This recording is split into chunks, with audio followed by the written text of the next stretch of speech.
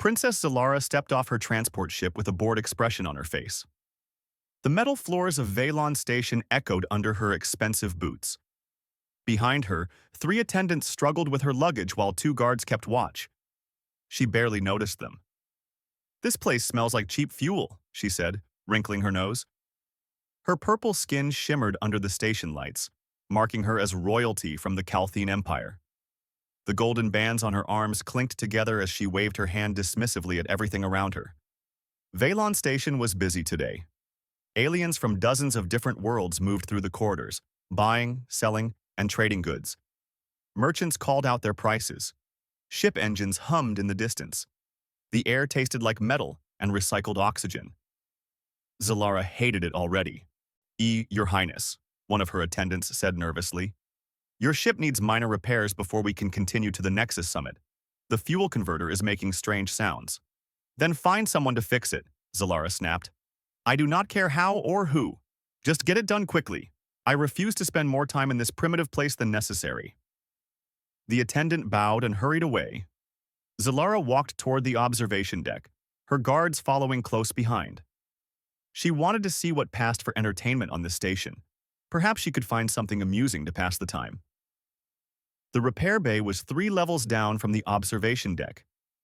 Zalara found herself wandering there an hour later, curious about who would fix her ship. She enjoyed watching lesser species work. It reminded her of her position in the galaxy. The bay was large and noisy. Ships of various sizes sat on platforms while mechanics crawled over them with tools and equipment. The smell of hot metal and lubricant filled the air. Sparks flew from welding equipment in the corner. "That one," Zalara said, pointing at a human male working on a small cargo vessel. "The human. I want him to fix my ship." Her attendant looked worried. "Your Highness, perhaps we should use the Vorton specialist. He has more experience with Calthene vessels." "Did I ask for your opinion?" Zalara smiled cruelly. "I want the human. They are supposed to be clever, yes? Let us see if the rumors are true. Besides, he looks amusing."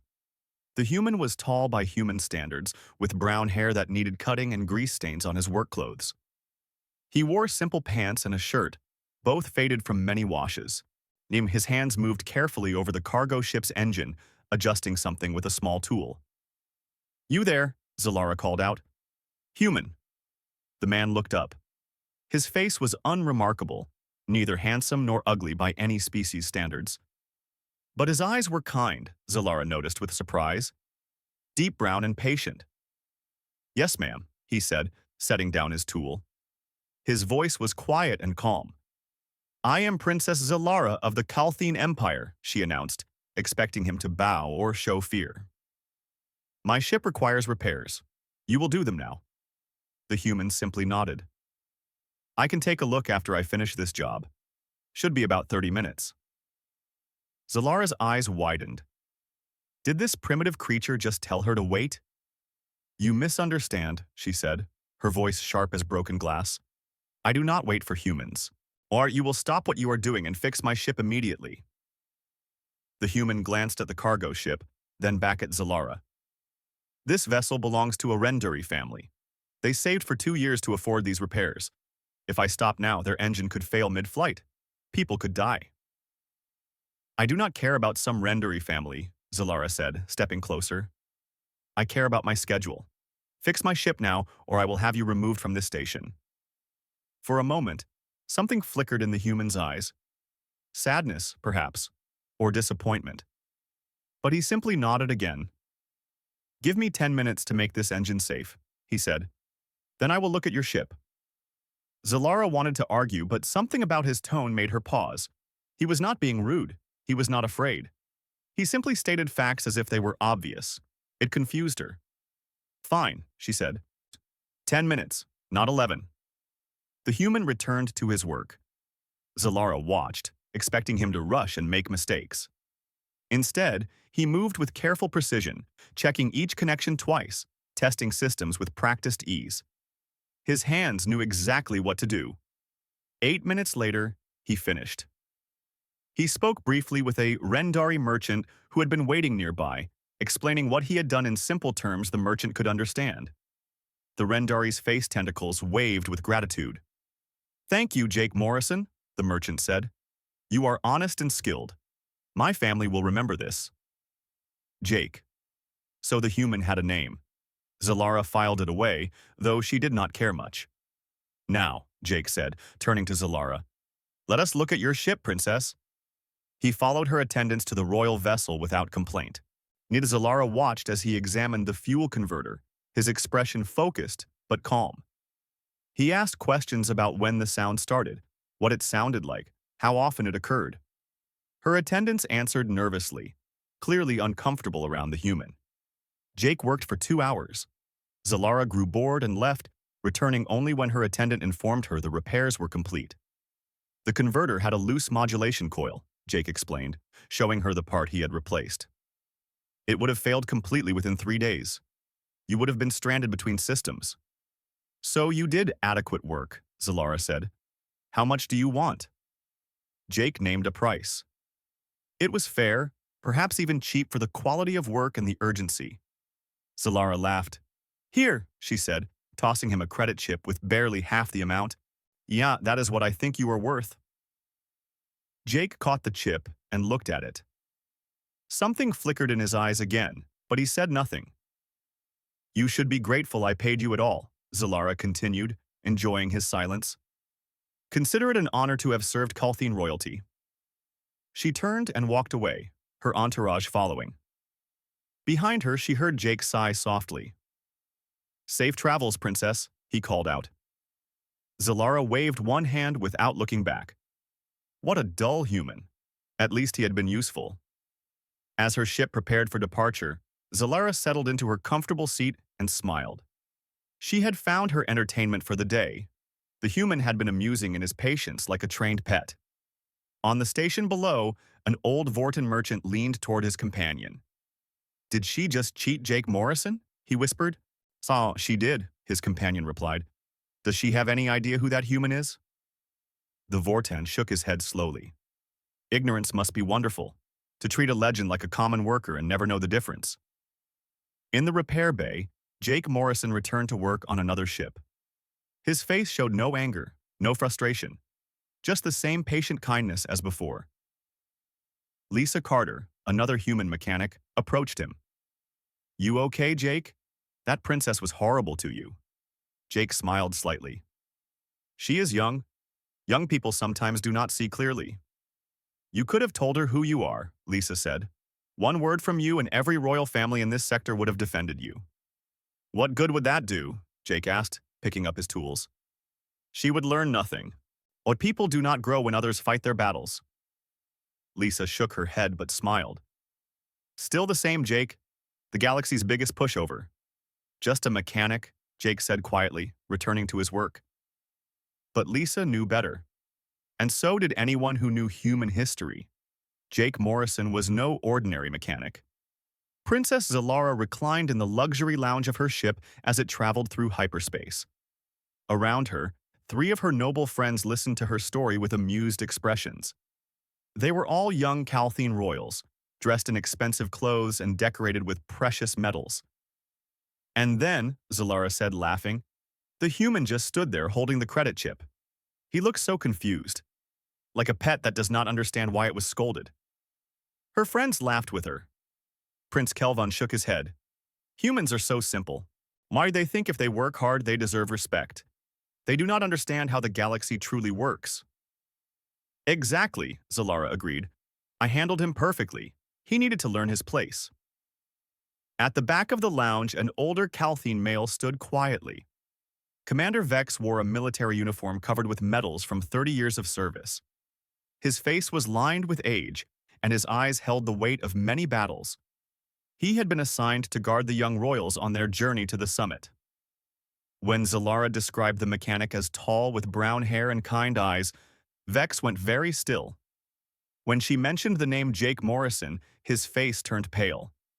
Your Highness, Vex said, his voice tight. This human mechanic, did he have a scar on his left hand? Small, shaped like a crescent? Zalara waved her hand dismissively. I do not look at human hands, Commander. They all look the same to me. What station was this? Vex pressed. Valon Station. Why does it matter? He was just a mechanic. Vex closed his eyes for a long moment. Your Highness, I believe you may have encountered Jake Morrison. The Jake Morrison. There is more than one? Zalara asked, bored with the conversation already. No, Vex said slowly. There is only one. He is called the Peacemaker of Andera. He is the human who ended the Andara conflict 20 years ago. He saved 12 billion lives across 5 worlds. Zalara stared at him. Then she laughed. Commander, you must be confused. That man was a simple mechanic with grease on his clothes. Legends do not fix fuel converters? I was there, Vex said quietly, during the Andara conflict. I was a young officer commanding a Kalthine battlecruiser. We were hours away from destroying the Zaneri homeworld. Jake Morrison convinced our admiral to wait. Just wait and listen. He was 25 years old. The other young royals had stopped laughing. They watched Vex with uncertain expressions. You are senile, old man, Prince Kelvon said. The war hero probably retired to some comfortable planet with honors and wealth. He would not be working as a mechanic on a station like Veilon. Vex looked at the prince with sad eyes. You are young. You do not remember the war. You did not see the bodies floating in space, the colonies burning, the hatred between species that seemed impossible to stop. Back on Veilon Station, Jake Morrison finished repairing a cargo hauler's navigation system. The Rendari captain paid him with gratitude and a small bonus. Jake accepted both with a quiet smile. You did not have to give extra, Jake said. The price was fair. Fair for the work, yes, the captain replied. But you also taught my son how the navigation system works. That knowledge is worth more than credits. After the captain left, Lisa Carter sat down beside Jake with 2 cups of station coffee. The liquid was terrible, but it was hot and caffeinated. That was enough. I heard what happened with the Kalthine princess, Lisa said. Half the station is talking about it. Jake shrugged. It is finished, no harm done. She cheated you out of half your payment. I have enough credits, Jake replied. She probably needs them more than I do. Lisa almost spit out her coffee. Jake, she is royalty. She has more wealth than both of us will see in 10 lifetimes. I did not mean credits, Jake said gently. I meant she needs something to hold on to. Pride, control, the feeling of winning. People who act like that are usually afraid of something. You are too kind, Lisa said, shaking her head. It is going to get you killed one day. Perhaps, Jake agreed. But what is the alternative? Being cruel back? That just makes more cruelty in the galaxy. Someone has to stop the cycle. Lisa studied her friend's face. She had known Jake for 5 years, ever since she started working at Veilon Station. He had trained her, taught her about different alien technologies, and never once mentioned his past. She only learned about it by accident when an old Vorton diplomat recognized him. Do you ever miss it? She asked. The important work, the peace talks. Making a real difference. Jake looked at his hands. They were scarred and calloused from years of mechanical work. I make a difference here. Every ship I repair safely gets someone home to their family. Every young mechanic I teach might help someone in the future. Small differences add up. That is not the same as saving billions of lives, Lisa said. No, Jake admitted, but it is honest work, and no one expects anything from me except good repairs. That is a gift, Lisa. Freedom from expectations. An alarm suddenly blared through the station. Red lights flashed in the corridors. Jake and Lisa both jumped to their feet. The station intercom crackled to life. Emergency. All personnel to alert status. We have a critical reactor leak on the Kalthine Royal vessel. Repeat. Critical reactor leak. Radiation levels rising. The ship cannot be evacuated in time. Lisa grabbed Jake's arm. That is the princess's ship. Jake was already moving toward the emergency locker, pulling out a radiation suit. How many people on board? At least 20, Lisa said, checking her datapad. The princess, her friends, guards, and crew. The station commander's voice came through the intercom again, more urgent this time. We need a specialist immediately. The leak is in the main reactor core. Only someone with advanced training can access it safely. Jake sealed his radiation suit and headed for the door. Lisa followed him. "Jake, wait," she called. "That is dangerous. The radiation levels could kill you." He turned to look at her. His kind eyes were serious now, focused. 20 people, Lisa. I can help them. Even after how she treated you?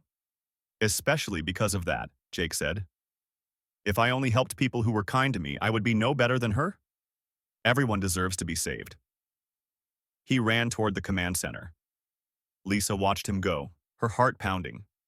She knew that look in his eyes. She had seen it before when someone needed help. It was the look of a man who had saved billions and would never stop trying to save one more. In the command center, Station Commander Prax paced frantically. The Vortan's tentacles waved with stress. When Jake Morrison entered, Prax's eyes widened with recognition and relief. "Jake," Prax said, "thank the stars. You are the only one on this station with the skills to fix this."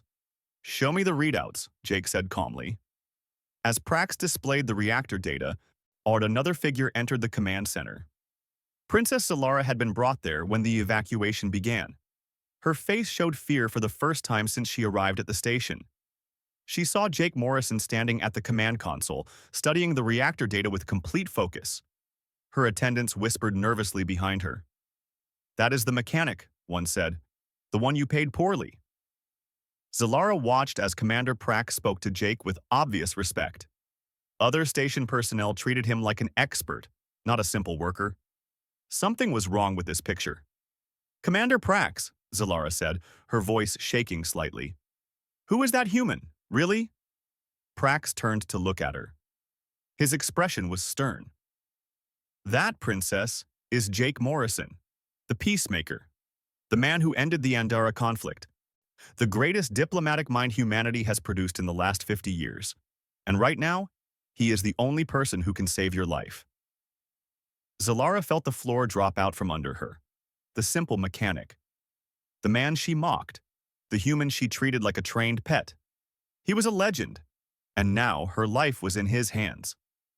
Jake studied the reactor readings on the screen. His fingers moved quickly across the controls, pulling up different views of the damaged system. The radiation levels were climbing fast. Red warnings flashed across multiple displays. "The containment field is failing," he said calmly. "How long until complete breach?" Commander Prax checked his instruments. 40 minutes, maybe less. And evacuation time? 55 minutes minimum. The airlocks are damaged. We cannot open them quickly without making the leak worse. Jake nodded slowly. "Then I go in and fix it from inside." "The radiation levels will kill you," Prax said quietly. "Even with the suit, you have maybe 20 minutes before the exposure becomes fatal." "Then I work fast," Jake replied. He turned toward the door. "Wait," Princess Solara said, stepping forward. Her voice came out as barely a whisper. "You are really the peacemaker? The one who ended the Andara conflict?" Jake looked at her. His expression was not angry or mocking, just patient. "Does it matter?" Solara could not find words. "I did not know. I would never have—" "Treated me poorly?" Jake finished for her. "That is exactly the problem, Princess. You should treat everyone with respect. Not just people with impressive titles." He walked out of the command center before she could respond. Prax ordered the security feeds displayed on the main screen. Everyone watched as Jake entered the damaged ship through an emergency access port. Commander Vex stood beside Solara. His old eyes were fixed on the screen. "I told you who he was," he said softly. "You did not believe me." "Tell me," Solara said, her voice shaking. "Tell me everything. I need to understand." Vex took a deep breath. 20 years ago, 5 species were at war. The Kalthine Empire, the Zenari Collective, the Rendari clans, the Vortan Union, and the Drethic Hive. We had been fighting for 11 years. Entire planets were destroyed. Billions were dead. Everyone was tired, but no one would stop. Pride, hatred, fear. These things do not die easily. On the screen, Jake moved through the ship's corridors. The radiation counter on his suit climbed steadily. He ignored it. Vex continued. The human government sent Jake Morrison. He was young, only 25 years old. We laughed at first. What could one human do? But he did something none of us expected. What? Zalara asked. He lived with us, 6 months with each species. He learned our languages, our customs, our history. He ate our food, sang our songs, celebrated our holidays. He did not come as a diplomat sitting in a comfortable office. He came as a student, humble and willing to learn. Jake reached the reactor room. Through the cameras, they could see the damage. The containment field flickered weakly around the core. Coolant leaked from cracked pipes. The temperature readings were dangerous. Yet, after 3 years, Vex said, Jake brought representatives from all 5 species to a neutral station. We expected the usual demands and arguments. Instead, he showed us recordings, videos of him living with each species. He showed the Zanari how the Kalthine children sang songs about stars, just like Zanari children. He showed the Kalthine how Rendari families honored their ancestors, just like we did. Zalara watched as Jake opened an access panel on the reactor. His hands moved with complete confidence despite the danger. He was not rushing, not panicking. Every movement was precise. He spent 12 hours showing us each other's humanity, Vex continued. That is the word he used. Humanity. He said it did not mean being human, it meant being worthy of life, love, and respect. He showed us that every species had humanity. And that ended the war? Zalara asked. Not immediately, Vex admitted, but it planted seeds. We saw our enemies differently. Within 6 months, the first peace treaty was signed. Within a year, all 5 species joined together in the Andara Federation. 12 billion lives saved from a war that would have continued for decades. On the screen, Jake worked inside the reactor chamber. The radiation levels made the camera image flicker and distort.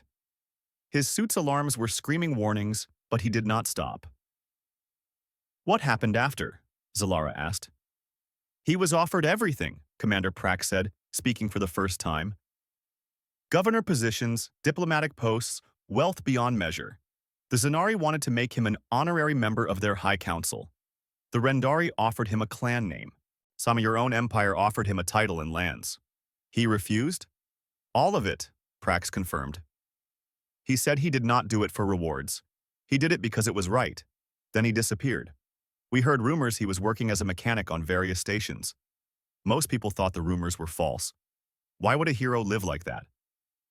Jake removed a damaged component from the reactor. Sparks flew. The radiation counter on his suit turned red. He had been inside for 17 minutes. Because he is not doing it for glory, Zalara whispered, understanding finally clicking into place. He does it because people need help. Now you begin to understand, Vex said. Lisa Carter's voice came through the command center speakers. She was in the engineering bay, monitoring Jake's suit readings. Jake, your exposure levels are critical. Yes, you need to leave now.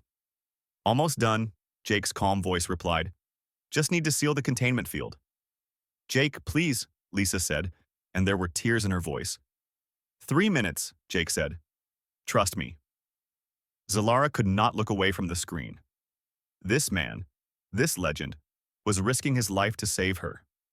After she mocked him, after she cheated him, after she treated him like he was worthless. The containment field flickered more strongly as Jake connected new power couplings. He worked with incredible speed now, his hands moving in patterns that showed years of practice. He was not just a diplomat who ended a war. He was genuinely skilled at this work. Why does he do this? Zalara asked no one in particular. Why work as a mechanic when he could have anything? Because, Vex said softly, some people measure wealth differently. Jake Morrison is rich in things that matter. Purpose, peace, the knowledge that he helps people every day. What are titles and credits compared to that? The containment field suddenly glowed bright blue. Stable. The radiation levels began dropping immediately. Jake had done it. Field is stable, Prax announced. Radiation declining to safe levels. He did it. Cheers erupted in the command center. But they died quickly as everyone watched Jake on the screen. He stood still for a moment, then stumbled. His legs gave out and he fell to his knees. Medical team to the royal vessel immediately, Prax shouted into his communicator. Jake is down. I repeat, Jake Morrison is down. Zalara ran from the command center without thinking. Her guards called after her, but she did not stop. She ran through corridors, down stairways, on across docking platforms. Her expensive boots rang against metal floors. She reached the royal vessel just as the medical team carried Jake out on a stretcher. His radiation suit was scorched and damaged. His face was pale, covered with sweat. But his eyes were open. "Princess," he said weakly, somehow still managing a small smile. "Your ship should be fine now. Just needs some cleanup and fresh coolant. Any good mechanic can handle it." "You fool," Zalara said, and she was crying. Purple tears ran down her face. "You absolute fool. You could have died." "But I did not," Jake replied. "And neither did you. That is what matters." "Why?" Zalara demanded. "After how I treated you, why would you risk your life for me?" Jake's eyes focused on her face. Those kind, patient brown eyes that she had dismissed as simple and dull. "Eat because every life has value, princess. Even yours. Even mine. Even the smallest person on this station. That is what I learned during the war. The moment you decide some lives matter less than others, you have already lost your humanity." The medical team rushed him away toward the station hospital. Zalara stood there, frozen, his words echoing in her mind. Commander Vex appeared beside her.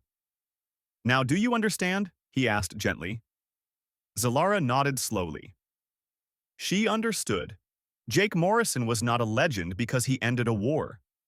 He was a legend because he truly believed every person mattered.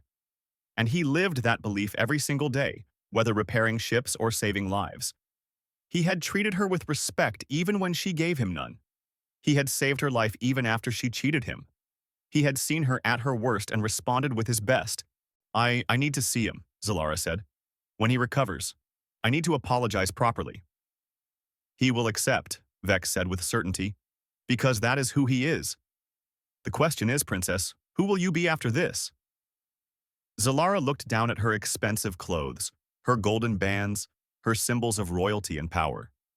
They felt empty now, meaningless. Jake Morrison had more honor in his grease-stained work clothes than she had in all her royal finery. It was time to change that. 3 days passed before the doctors allowed visitors into Jake's hospital room. The radiation exposure had been severe but not fatal. His body was healing, though slowly. He spent most of his time sleeping or staring out the window at the ships coming and going from Valon Station. Princess Zalara came every day. The first day, the guards would not let her in. And the second day, the doctors said Jake needed rest. On the third day, they finally allowed her to enter. She walked into the small room carrying a bundle wrapped in cloth. Jake was sitting up in bed, reading something on a datapad. He looked tired but alert. When he saw her, he set the pad aside. "Princess," he said with a slight nod, "you did not need to visit. I am sure you have important places to be." "Please," Zalara said, her voice quiet. "Do not call me princess. Call me Zalara. I do not deserve titles from you." Jake gestured to a chair beside the bed. "Sit, if you want. Though I warn you, I am not very interesting company right now. The doctors say I mostly sleep and complain about the food." Zalara sat down carefully. She placed the bundle on her lap. "I brought you something. An apology. Although I know nothing I bring can truly make up for how I treated you." "You do not owe me anything," Jake said. "I owe you everything," Zalara replied. "You saved my life, my friends' lives, my guards and crew. And I had treated you like garbage." "You treated me like you were taught to treat people you thought were beneath you," Jake said gently. "That is different. Your actions were wrong, but they came from what you learned, not from who you truly are." Zalara felt tears forming again. She had cried more in 3 days than in her entire life before. "How can you be kind to me? After everything?" "Because being cruel back does not help anyone," Jake said. "It just creates more pain. I learned that during the war. Hatred grows hatred. Kindness has to start somewhere. Why not with me?" Zalara unwrapped the bundle, or inside were the credits she owed him, plus a significant amount more. "This is what I should have paid you, with interest, and a bonus for saving my life." Jake looked at the credits but did not reach for them. "Keep your money, Zalara. I have enough." "Please," she said. Let me make this right. You want to make it right? Jake asked. Then take that money and give it to someone who needs it. There are families on this station who cannot afford medical care. Ship crews who work dangerous jobs for almost nothing. Use it to help them. Zalara stared at him. You are serious? Always, Jake replied with a small smile. Money to me is just numbers. Money to them is survival. That is how you make things right. Not by paying me, but by learning to see others the way you wish you had seen me. Lisa Carter entered the room carrying 2 cups of terrible station coffee. She stopped when she saw Zalara, then nodded politely. Princess, I can come back later. No, please stay, Zalara said quickly. I want to hear more about Jake. About who he really is. Lisa glanced at Jake, who shrugged slightly. She sat down on the other side of the bed and handed him one of the cups. What do you want to know? Lisa asked carefully. Everything, Zalara said. Commander Vex told me about the Andara conflict, about how Jake ended the war. But what happened after? Why is he here, working as a mechanic? Lisa sipped her coffee and made a face at the taste. Jake never talks about this.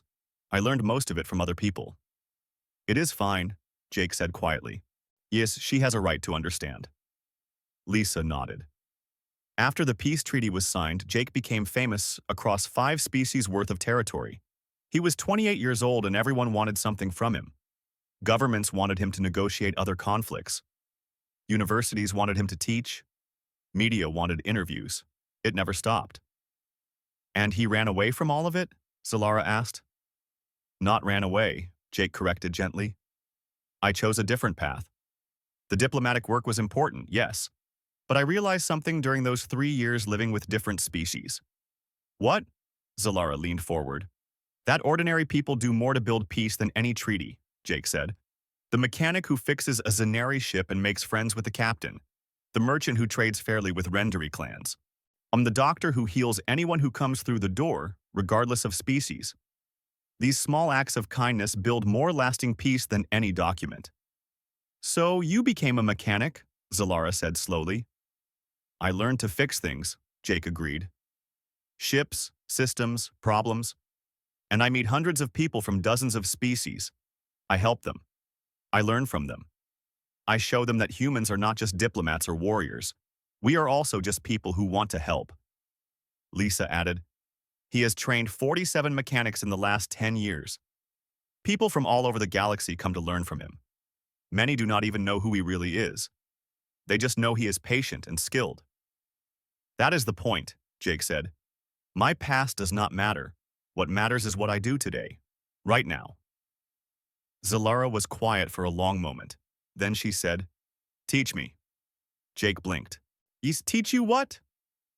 Whatever you will teach me, Zalara said firmly. I do not want to be the spoiled princess anymore. I want to understand what you understand. See what you see. That is a big commitment, Jake warned, and it will not be comfortable.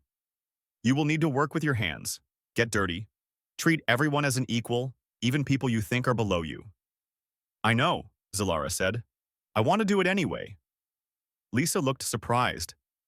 Jake studied Zalara's face for a long moment, searching for something. Finally, he nodded. All right. When I am released from the hospital, you can work with me in the repair bay. But you follow my rules. No special treatment. No using your title to get out of hard work. You will be treated like any apprentice. I understand, Zalara said.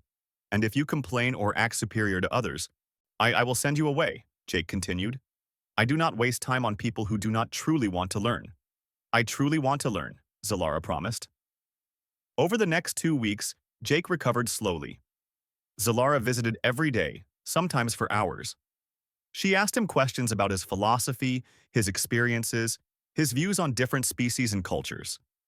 Jake answered patiently, never talking down to her, always treating her like a student who genuinely wanted to understand. During one visit, Jake's datapad chimed with a message. He read it and smiled. What is it? Zalara asked. A message from the Empress of the Kalthine Empire, Jake said, showing her the screen. Your mother. Zalara went pale. My mother knows I am here? Apparently, Jake said. She says, and I quote, "Thank you for saving my foolish daughter's life. She has much to learn. Perhaps you can teach her what I could not." Zalara felt her face burn with shame. "She called me foolish." "She called you her daughter," Jake pointed out. "That means she loves you enough to want you to grow. That is a gift, Zalara. Not everyone gets parents who care enough to push them to be better." "Have you met my mother before?" Zalara asked. Jake nodded. "Once, many years ago, there was an interstellar summit about trade routes. Your mother impressed me greatly. She is strong, intelligent, and fair. She rules with wisdom. She is also terrifying," Zalara muttered. "The best leaders often are," Jake said with a slight smile. "They have to be. But I saw how she treated the servants and lower officials at that summit. With respect. With attention. She remembers names and asks about families. Your mother knows what I am trying to teach you. She just could not make you learn it." "Why not?" "Because you cannot force someone to grow," Jake said. "They have to choose it themselves. You are choosing now. That is what matters." A week later, the doctors cleared Jake to return to light work. His first day back in the repair bay, Zalara showed up wearing simple work clothes instead of her royal garments. Her attendants and guards waited outside, shocked at her appearance. Lisa handed Zalara a tool belt and safety goggles. "Welcome to the bay. Rule 1, safety first. Rule 2, listen carefully. Rule 3, everyone here is equal. No titles in this workspace." Zalara nodded and put on the goggles. They made her look silly, but she did not complain. Jake showed her a simple cargo hauler that needed a routine maintenance check. We start with basics. Check the fluid levels, inspect the seals, test the electrical connections. Simple work, but important. If we miss something small, people could die."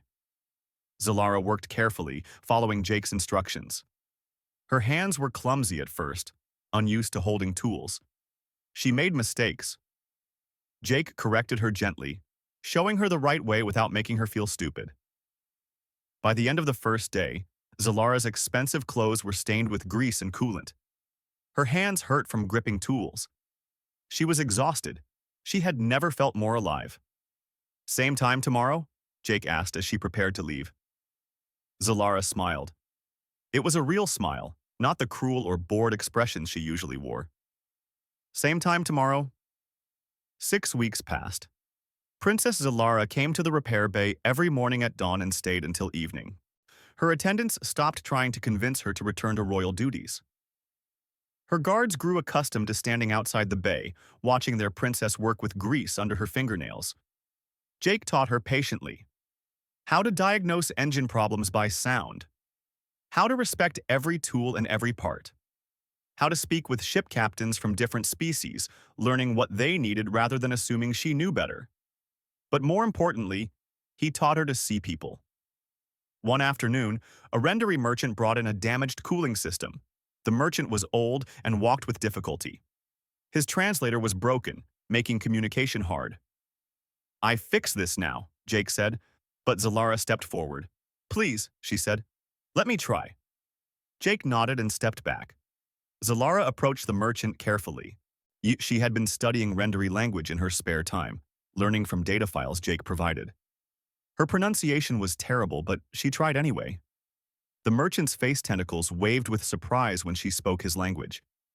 He responded slowly, and Zalara understood enough to know what was wrong. She worked on the cooling system while Jake supervised, checking her work without interfering. When she finished, the merchant tested the system and waved his tentacles happily.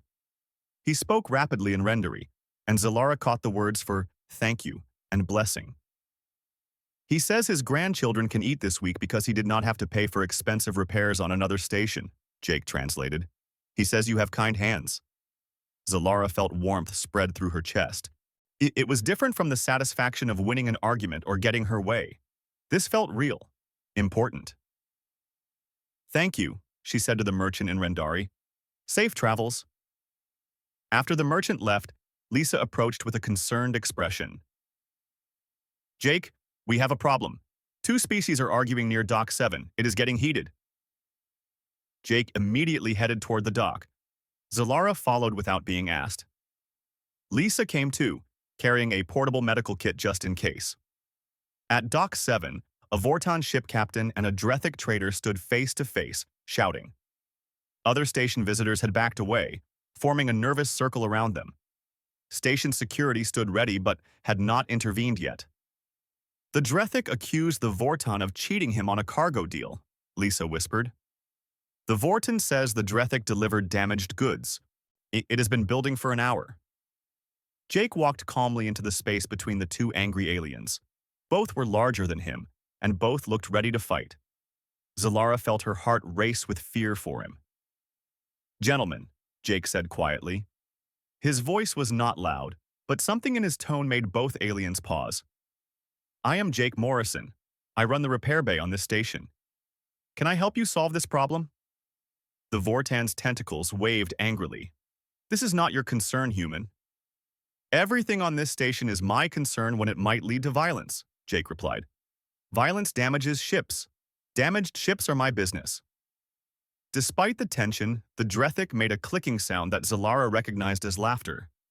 You are the one called the Peacemaker, yes? The stories say you talk too much. The stories are correct, Jake agreed, with a slight smile. I do talk too much, but I also listen. Will you both listen if I listen to you first? Something about Jake's calm presence seemed to drain the anger from both aliens. They looked at each other, then nodded slowly. Good, Jake said. Captain Vornex, tell me your side. Captain Drethic, you will have your turn after. Everyone gets to speak. Everyone gets to be heard. The Vorton explained that he purchased cargo that arrived damaged, costing him significant credits and lost business. The Drethic explained that the cargo was fine when loaded, and damage must have occurred in the Vorton's cargo hold due to improper storage. Jake listened to both sides carefully, asking questions, clarifying details. Then he did something unexpected. He asked Zalara to examine the cargo with him. Together, they inspected the damaged goods in the Vorton's hold. Zalara had learned enough about ships to notice something wrong with the temperature controls. Jake, she said quietly, the cooling system has a slow leak. It has been failing for weeks. Jake examined the system and nodded. The cargo needed cold storage. The leak caused temperature fluctuations that damaged it. Neither of you is at fault. It is a mechanical failure. The two captains looked at the evidence. Their anger faded into embarrassment. I will repair your cooling system at cost, Jake offered. And perhaps you two can split the loss of the cargo since neither was truly to blame. The Vortan and Drethic looked at each other. Slowly, they both agreed. The crisis was over. As the crowd dispersed, Zalara felt amazement wash over her. You made them see reason. Without threats, without force, just by listening and finding the truth. That is the secret, Jake said. Most conflicts come from misunderstanding. People assume the worst of each other. If you take time to understand, you usually find the real problem is something else entirely. Is that how you ended the Andara conflict? Zalara asked. By finding the real problem? Partly, Jake admitted. The real problem was not territory or resources. It was fear. Everyone was afraid the others would destroy them first. Once I showed them, they all feared the same thing. They could work together instead of fighting. Zalara thought about this as they walked back to the repair bay. She thought about her own fears. Fear of seeming weak. Fear of not being important. A fear of being ordinary. Those fears had made her cruel. Made her need to feel superior to others. Understanding this hurt, but it also freed her. Over the following weeks, Zalara began to change in ways others noticed. She stopped demanding special treatment. She learned the names of station workers and asked about their families. She helped Lisa train a new apprentice with patience she never knew she had. Her royal friends stopped visiting after she refused to leave her work to entertain them. Her attendants grew quieter, watching their princess transform into someone they barely recognized. One evening, as Zalara cleaned tools at the end of a long day, Jake sat down beside her. You have done well, he said. Better than I expected. I still make mistakes, Zalara said. Yesterday I got frustrated with a stubborn bolt and said something rude to Lisa. But you apologized, Jake pointed out. That is what matters. Not being perfect, but being willing to acknowledge mistakes and do better. Jake, Zalara said slowly, I need to go home soon. My mother is demanding I return for a diplomatic conference. But I do not want to lose what I have learned here. You will not lose it, Jake assured her. The lessons are part of you now. The question is what you will do with them. 2 days later, Zalara prepared to leave Valon Station. Her ship was repaired and ready. Her attendants were relieved to finally be leaving. But Zalara felt sadness instead of eagerness. Jake and Lisa came to see her off at the docking bay. Zalara wore her royal clothes again, but she carried something wrapped in cloth. See, I have a gift for you, Jake said. He handed her a small tool. It was a standard calibration wrench, worn from years of use. This was my first tool when I started working as a mechanic. It reminds me why I do this work. Maybe it will remind you too. Zalara took the tool carefully, as if it were made of precious metal. I will treasure this, and I will use it. Use it to help others, Jake said. That is all I ask. I will, Zalara promised. And Jake, I want you to know something. You changed my life. You showed me what it means to truly serve others instead of just ruling them. I will never forget that. You changed your own life, Jake corrected gently. I just gave you some tools. You did the hard work. Zalara hugged him suddenly, surprising herself as much as him. Jake patted her back awkwardly. Lisa smiled. Be the leader your people need, Jake said. Not the one they expect. Zalara boarded her ship with tears in her eyes. As they departed from Valon Station, she stood at the window, watching the repair bay grow smaller in the distance. 3 months later, reports began spreading across the sector. Princess Zalara of the Calthine Empire was implementing reforms. She visited workers' districts personally. She listened to complaints from common citizens. She changed laws that treated some species as lesser than others. The Calthine court was shocked. Some nobles complained. But ordinary people loved her. They called her the People's Princess. Some even called her the Peacemaker's student. Jake heard these reports while working in his repair bay. Lisa showed him a news article featuring Zalara meeting with Renderi clan leaders, treating them as equals. You should be proud, Lisa said. You did that. She did that, Jake replied. I just fixed her ship and taught her some mechanical skills. You taught her a lot more than that, Lisa said. You taught her humanity. Not the species, but the quality. The thing that makes someone worth knowing.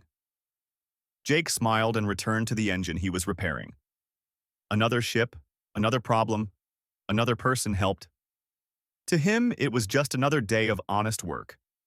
But across the galaxy, Princess Zalara looked at the worn calibration wrench on her desk. It sat beside her crown and royal seal, a reminder that true nobility came not from birth, but from service. She had met a living legend and treated him like a game. He had responded by treating her like she could become something better. And she had. The galaxy was a little bit kinder because of it. One person at a time, one small act at a time, the way Jake Morrison had always believed it should be. Legends, after all, were just people who never stopped caring about others. And now Zalara understood that anyone could become one.